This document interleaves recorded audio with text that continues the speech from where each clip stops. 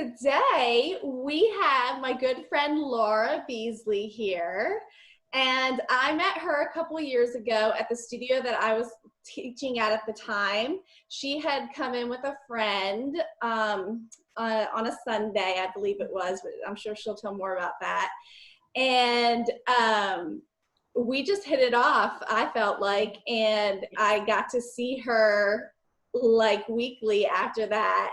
And we just developed a bond, and we ended up working together through another company teaching drama with drama kids as well.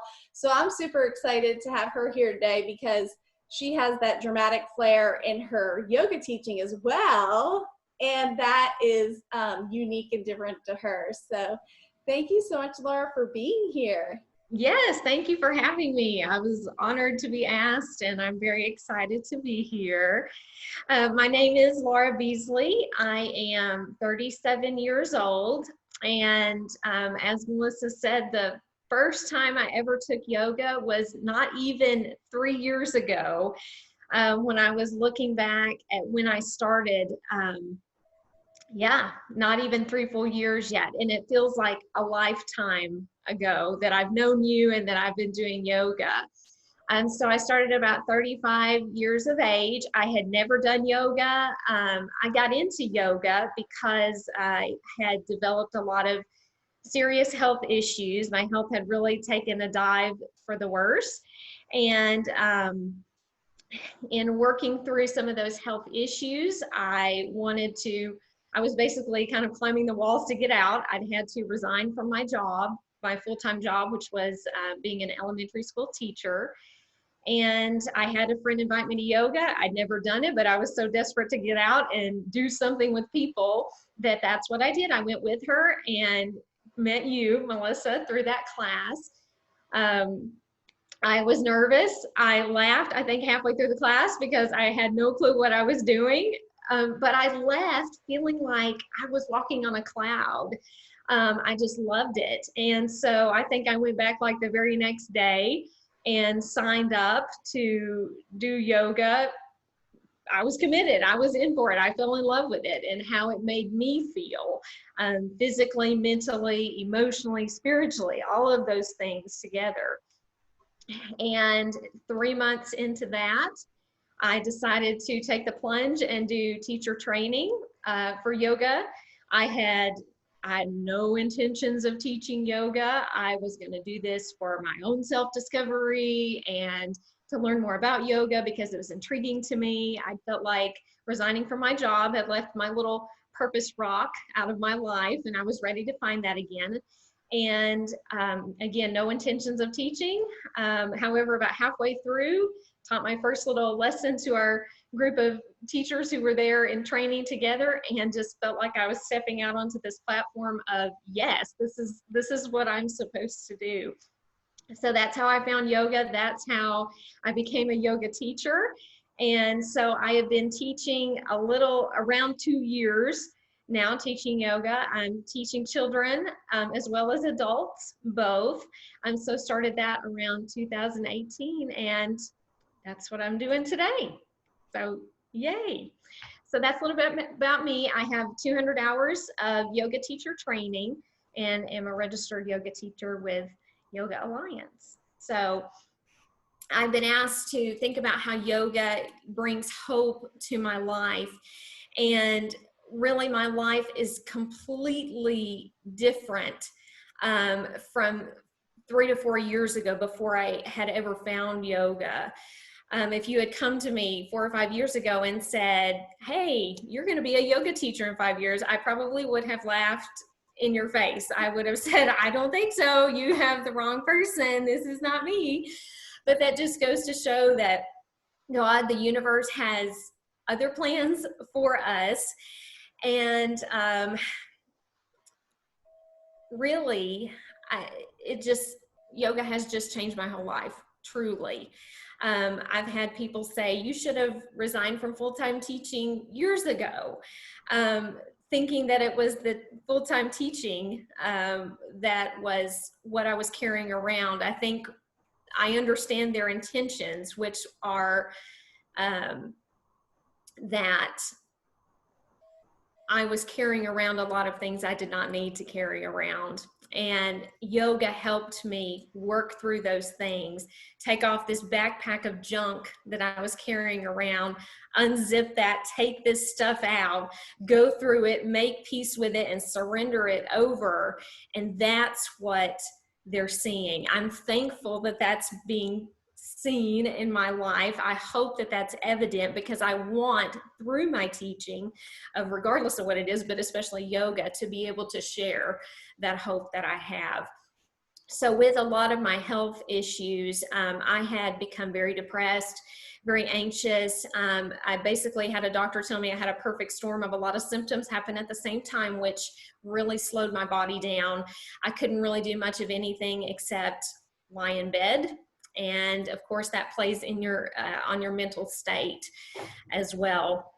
So going to yoga for the first time was like, yay, it's an outing. I get to get out. I had no idea what to expect. And like a lot of people, I think I thought of yoga as doing postures.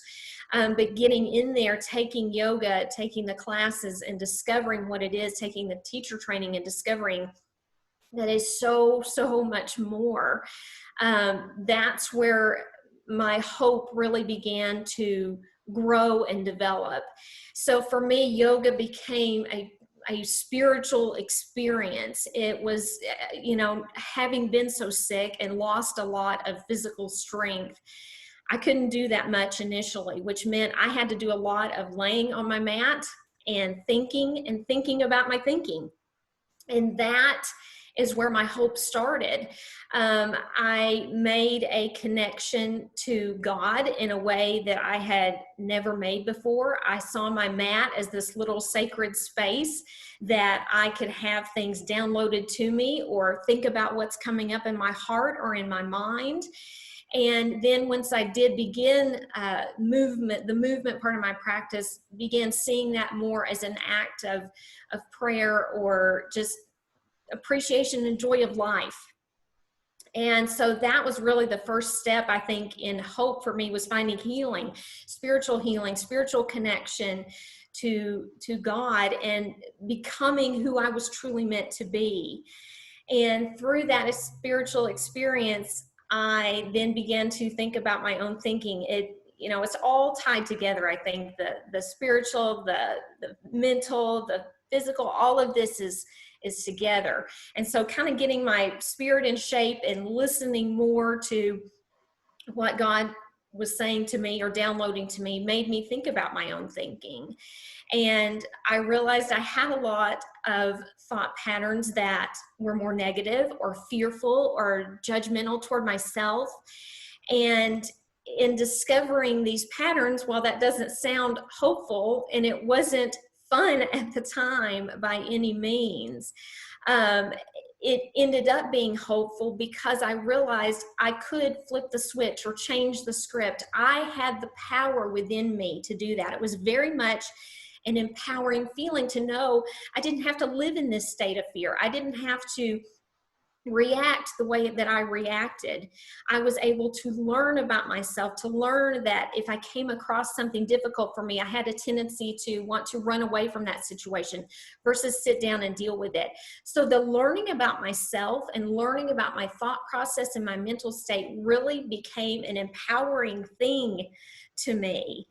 And because I was able to change the words that I said to myself, I was able to change how I reacted to situations or to people. That allowed my mind to become more gentle, which then of course brings in the hope with the physical aspect, because I do believe your body follows your mind and how your mind thinks. And so once I was able to ease my mind more, create more positivity, see the good first, then that was able to allow my body to rest, to begin to heal itself. And of course, I still needed help from medical doctors with my health issues at the time, and supplements and things like that. However, I know part of that healing came from my spiritual self becoming more gentle, my mental state becoming more gentle, which then allowed my body to become more gentle and work toward healing itself. And all of these things allowed me to grow and become the best version of myself. And while I do have a health diagnosis today, I don't have to live in that state. I can look back and go, wow, look how far I've come. I went from literally laying in a bed, some days not even wanting to be alive, to living the absolute best life that I have. I'm healthier now than I've ever been. I'm happier now than I've ever been. And it is because of yoga. It is because of that hope.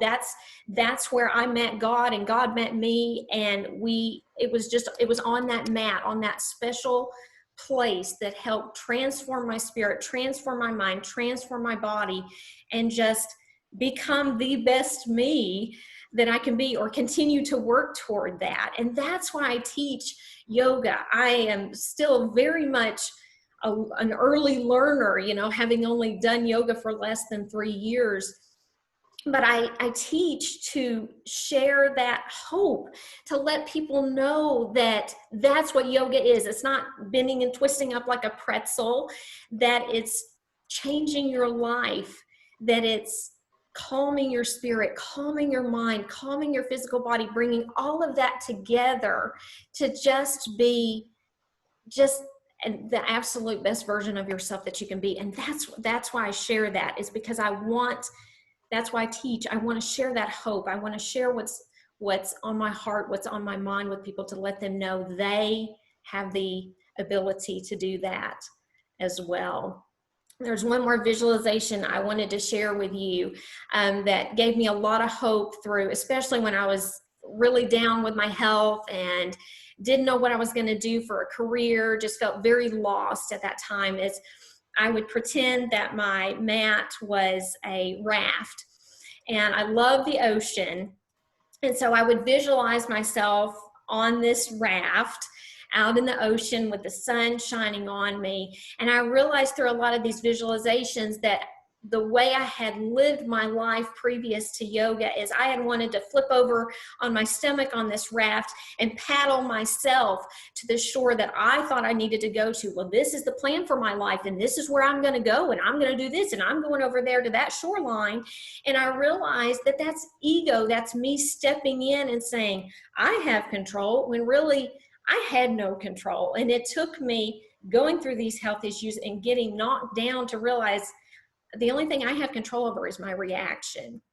And so once I flipped back over on my back and allowed God to carry me to the shore that I needed to go to, I realized I was so much more at peace. I wasn't wasting my spiritual or emotional or physical energy anymore on things that I didn't need to spend it on, but I was able to be recharged and placed exactly where I needed to be. It certainly didn't look like that's where I needed to be when I landed on that shoreline initially. I worked through a lot of anger, had a lot of crying, and lots of emotions that I went through as I unpacked all this junk out of my backpack that I mentioned earlier. So when I first landed on this island, it looked terrible, and it looked full of dead trees and scratchy branches and thorns.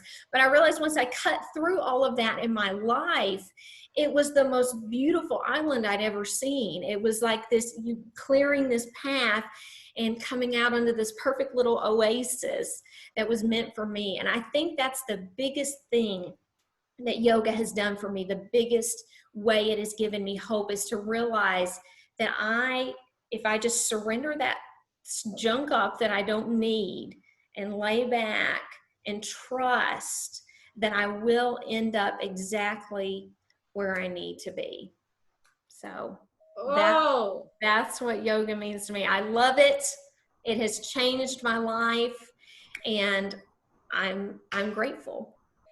Laura, that was so good. Thank you for being so vulnerable with us.